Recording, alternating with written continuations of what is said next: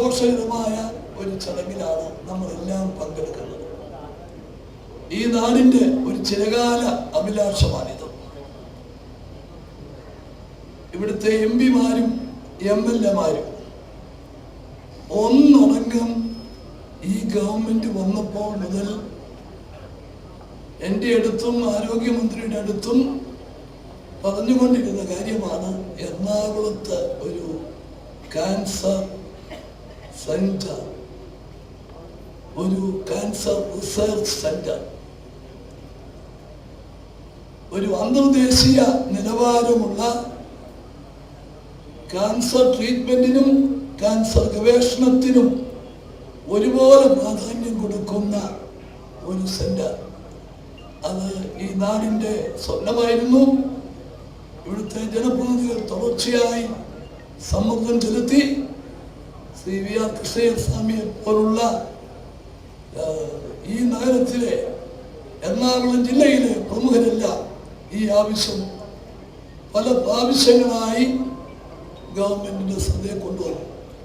അതിന്റെ അടിസ്ഥാനത്തിലാണ് ഈ ഗവൺമെന്റ് ഈ തീരുമാനം എടുത്ത് മുമ്പോട്ട് നീങ്ങുന്നത്. ഇത് ഒരു അന്തർദേശീയ നിലവാരമുള്ള ഒരു cancer centre cum research centre ആയിരിക്കും. അതിന് ഗവൺമെന്റ് വേണ്ട എല്ലാവിധത്തിലുള്ള സഹായങ്ങളും ചെയ്യും. ക്യാൻസറിന് ഗവൺമെന്റ് ഇപ്പം ചെയ്തുകൊണ്ടിരിക്കുന്ന കാര്യങ്ങളെ കുറിച്ച് ശ്രീ ശിവകുമാർ ഇവിടെ പറഞ്ഞു. മാനസികമായും ശാരീരികമായും ആളുകൾ തളരും. സാമ്പത്തിക ബുദ്ധിമുട്ട് കൂടിയുണ്ട്.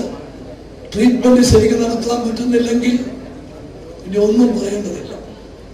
അപ്പൊ ക്യാൻസർ രോഗികൾക്ക് പരമാവധി സഹായങ്ങൾ ചെയ്തു കൊടുക്കുക ഗവൺമെന്റിന്റെ ഏറ്റവും മുൻഗണനയുള്ള പരിപാടിയാണ്.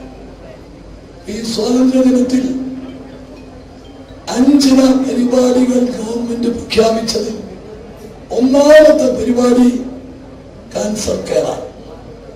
സൗജന്യ ക്യാൻസർ ചികിത്സ. അതിന് അധിക വരുമാനം കണ്ടെത്താനുള്ള നിർദ്ദേശങ്ങളോട് കൂടിയിട്ടാണ് ആ സ്കീം നടപ്പിലാക്കാൻ തീരുമാനിച്ചത്.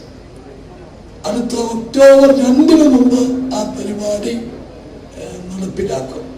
സുഹൃതം എന്ന പേരിലുള്ള ആരോഗ്യ വകുപ്പിന്റെ കീഴിൽ നടപ്പിലാക്കുന്ന ആ പരിപാടി കേരളത്തിൽ ഏറ്റവും നല്ല നിലയിൽ മുമ്പോട്ട് കൊണ്ടുപോകാനാണ് ഉദ്ദേശിക്കുന്നത്. ഈ ക്യാൻസർ സെന്റർ തുടങ്ങാൻ തീരുമാനിച്ചപ്പോൾ അതിന് പറ്റിയൊരു സ്പെഷ്യൽ ഓഫീസറെ നിയോഗിക്കണം എന്ന് ഞങ്ങൾ തീരുമാനിച്ചു. ആരെന്ന് ചോദിച്ചപ്പോൾ ഒറ്റ പേരെ മുമ്പോട്ട് വന്നുള്ളൂ, ശ്രീ ഡോക്ടർ BP ഗംഗാധരൻ. അദ്ദേഹം ആ ചുമതല ഏറ്റെടുത്തു. അദ്ദേഹം അത് ആ ചുമതല ഏറ്റവും നല്ല നിലയിൽ നിർവഹിച്ചുകൊണ്ടിരിക്കുകയാണ്. അദ്ദേഹം തുടർന്നും നമ്മുടെ ഈ ഒരു കാഴ്ചപ്പാട്, ഈ നാടിന്റെ ഗവൺമെന്റിന്റെ കാഴ്ചപ്പാട് അനുസരിച്ച് ഇത് നല്ല നിലയിൽ മുമ്പോട്ട് കൊണ്ടുപോകുന്നതിന് അദ്ദേഹത്തിന്റെ നേതൃത്വം നമുക്ക് സഹായകരമാകും എന്ന് പൂർണ്ണ വിശ്വാസം ഉണ്ട്. 2 കാര്യങ്ങളെ കുറിച്ചും ഞാൻ പറയുന്നു. ഇവിടുത്തെ സഹകരണ മെഡിക്കൽ കോളേജ് ഗവൺമെന്റ് ഏറ്റെടുത്തു.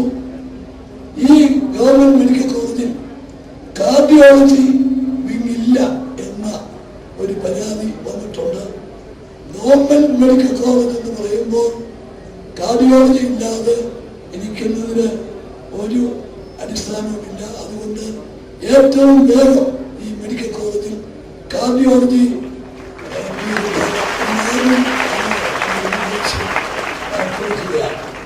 അതുപോലെ മുനിസിപ്പൽ ചെയർമാൻ ഒരു നിവേദനം തന്നിട്ടുണ്ട്.